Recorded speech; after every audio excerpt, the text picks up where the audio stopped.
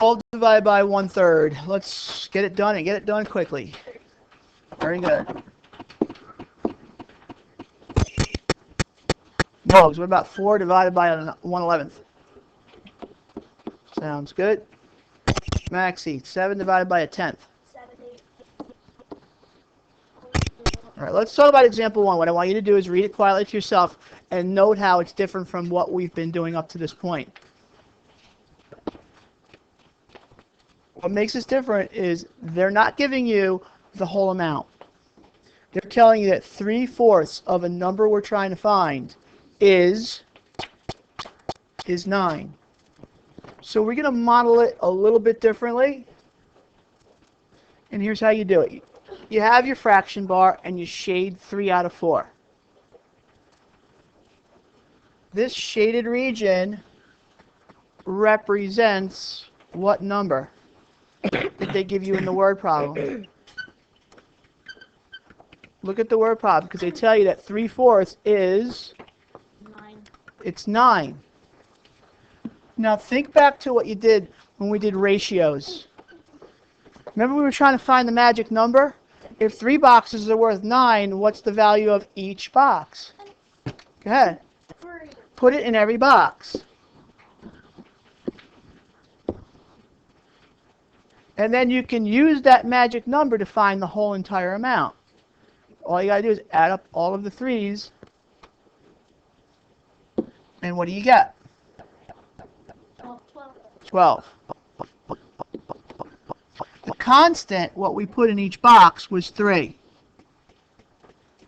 So really, it's constant times the number of boxes gets you your 12. Does this remind you of anything that we did very recently within the last 3 or 4 weeks? What was that thing that we did 3 or 4 weeks ago in ratios that's really pretty much the same as what we just did here? What strategy? Not a ratio table. TRP or TRF, part to whole. Flip the page because you can also model this using TRF. Watch. Part over whole. Remember, a fraction is a part to whole relationship. 3 out of 4. 3 is the part, 4 is the whole. That was our 3/4. What you have to decide is where the 9 goes. Is the 9 the part, or is 9 the whole? And think about what you're trying to find. Smiley. You tell me, is the 9 the whole? Agree or disagree? Disagree. How many of you disagree? Yeah, 9 is the part. You're trying to find, because look, ready? Smiles. 3/4 of a number we're trying to find is 9. We don't know the entire amount. Now you can look for your connection times what? Which should be the same exact number you put in the box in the tape diagram. 3 times what makes 9? Say it. 3.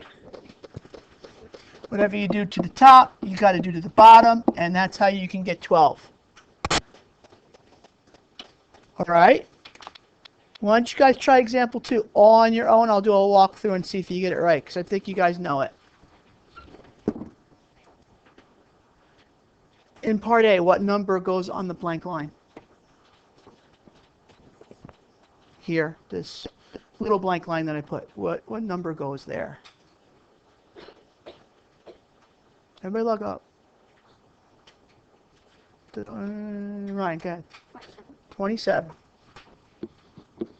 Make a note, guys. If it helps you, this is the part. All right?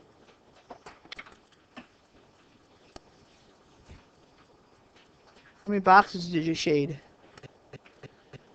Chat.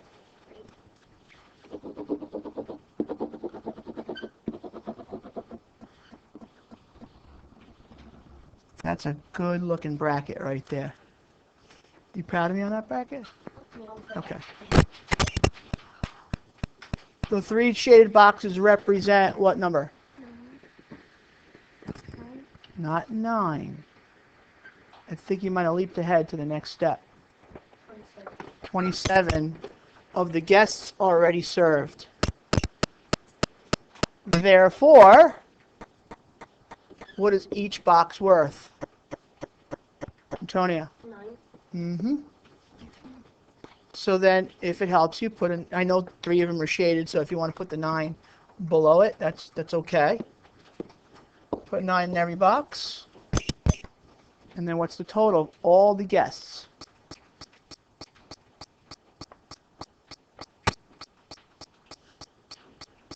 Mogsy, how many of you got 72?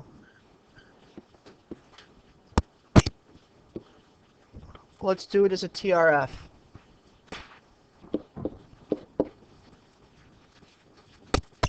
What's my first P to W? What can I use? Krista. 3/8 sounds good. Smiley, where does 72 go? Very good.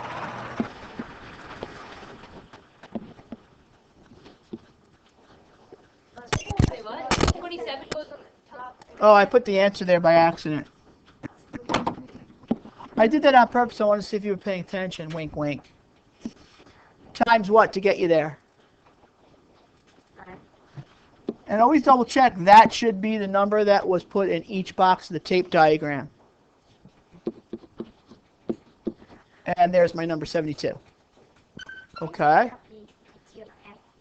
Here's what it comes down to. When you do your exercises now, and I think there's only 2 of them, either way, you don't have to do both. If you like the TRF, do TRF. We're not going to call it TRP because it's not a percent that we're trying to find or use. So we're going back to that TRF. But if you want to do fraction bar and that makes sense to you and model it that way, that's fine. If you want to do TRF, that's fine too. You got to do one or the other. Here's the game plan for today. There's no advanced set. What I want you to do on the next 2 pages are 3 examples. After you're done, start your problem set. If you get everything done, I'm going to give you lesson 4 and we'll get a head start. We have one more lesson before the test, and that's lesson 4. Okay, which is going to build off of lesson 2 with the number lines. Okay? All right, go ahead, group up and go.